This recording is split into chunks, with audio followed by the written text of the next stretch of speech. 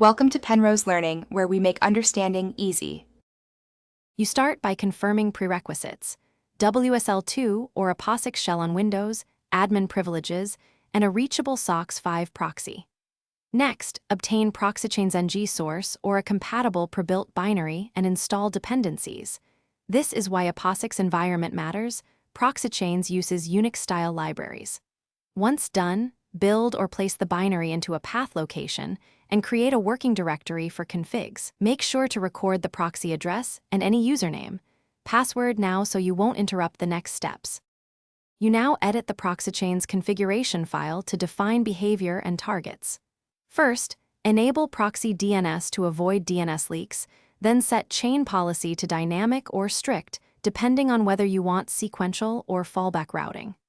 Add your SOCKS 5 proxy entry using the exact IP, port, and credentials. That's how traffic is directed.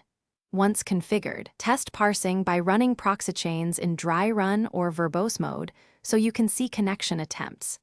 If you need alternating exits, choose random mode and you finish by launching target applications through Proxychains, for example.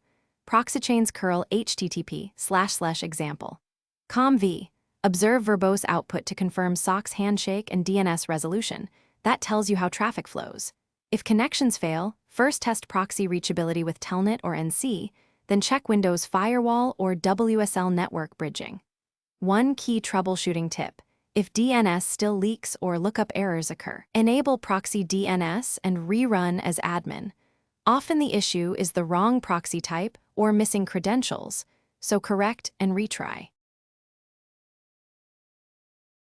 Thanks for watching. If this was helpful, leave a like and consider subscribing. See you next time.